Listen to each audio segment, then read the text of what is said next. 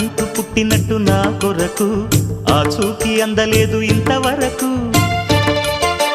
వచ్చింది గాని ఈడు ఒంటి వరకు వేధించలేదు నన్ను జంట కొరకు చూశాక ఒక్కసారి ఇంత వెలుగు నా వంక రాను అంది కంటి కునుకు